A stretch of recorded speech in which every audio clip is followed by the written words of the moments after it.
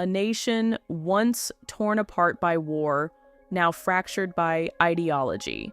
No justice! No peace! No justice! No peace! No justice! No peace! He was a leader who held the Union together at its breaking point. What would Abraham Lincoln say if he saw America today under Donald Trump? Would he see progress or peril? Would he see democracy in motion or in retreat? Stay tuned to hear our best guess.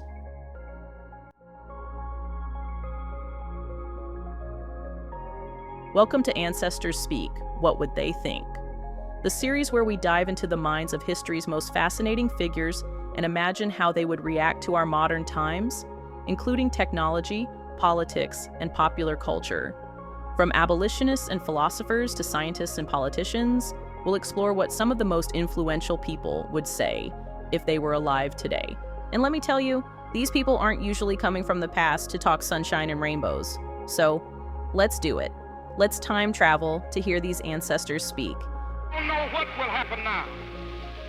We've got some difficult days ahead. Abraham Lincoln took office at a time of deep division, facing a nation on the verge of civil war. He believed in a strong government, the preservation of the Union, and the power of democracy to overcome its own weaknesses. He once said, "The best way to predict the future is to create it." But if Lincoln could see the future, our present, what would he think?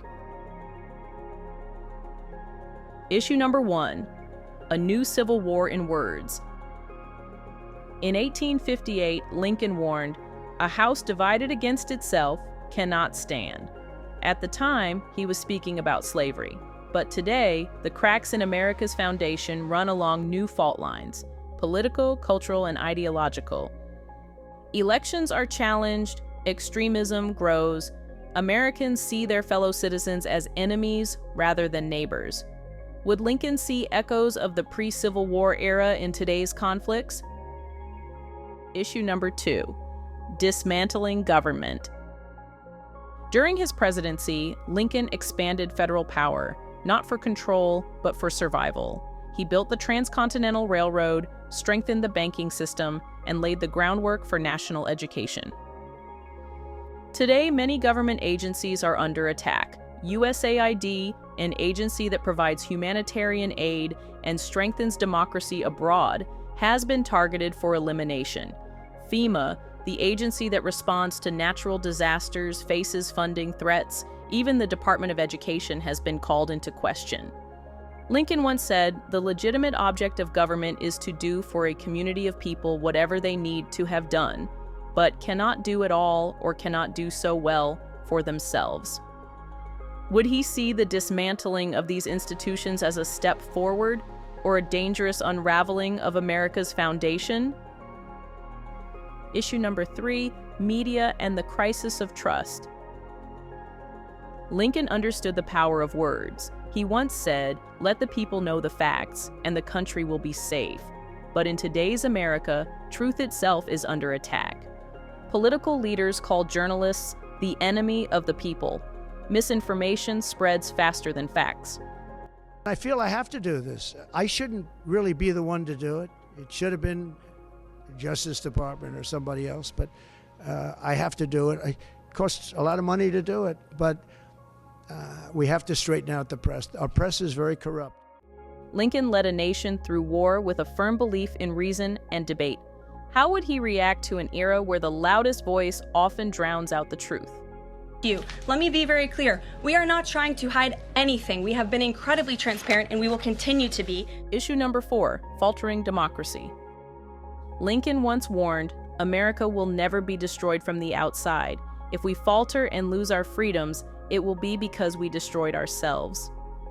He believed in democracy, but also in its fragility. Would he see today's erosion of trust in government, attacks on the judiciary, and threats to democratic norms as signs of a nation losing its way? But rather than speculate, let us hear from the man himself. If Abraham Lincoln could address America today, what wisdom would he offer?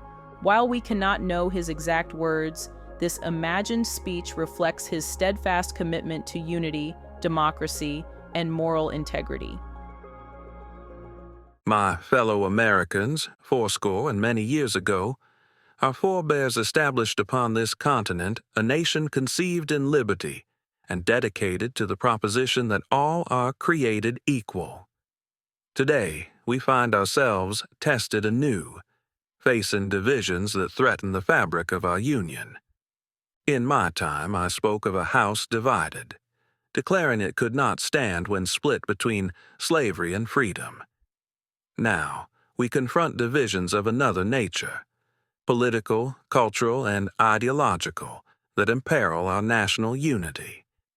Let us remember that a nation sundered by discord cannot endure. We must bridge our differences with dialogue, empathy, and a shared commitment to the common good. The role of government is to serve its people, undertaking for the community what individuals cannot achieve alone. Efforts to dismantle institutions designed to promote welfare, education, and security undermine the very purposes for which our government was established. We must preserve and strengthen these agencies, ensuring they fulfill their mandates to uplift and protect all citizens. A free press is the guardian of truth in a democracy. In my era, I urge that the people be informed, believing that knowledge safeguards our nation. Today, as misinformation proliferates and trust in the media wanes, it is imperative that we reaffirm our commitment to factual discourse and respect for journalistic integrity. Let us engage in reasoned debate, grounded in truth to navigate the challenges before us. Our democracy's endurance relies on the collective will to uphold its principles. I once warned that if destruction be our lot, we must ourselves be its author and finisher. The erosion of trust in our institutions, the judiciary, and the electoral process poses a grave threat to our republic. We must act with vigilance to preserve the checks and balances that define our system, ensuring that governance remains of the people, by the people, and for the people.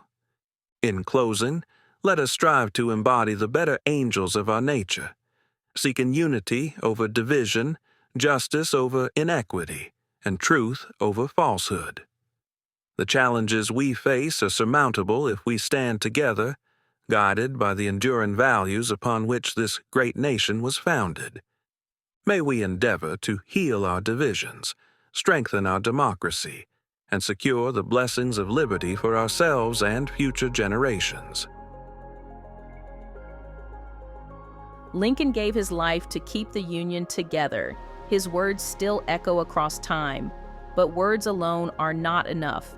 A house divided still cannot stand. The question is, will we listen? If you enjoyed this dive into history, hit that like button and subscribe for more episodes.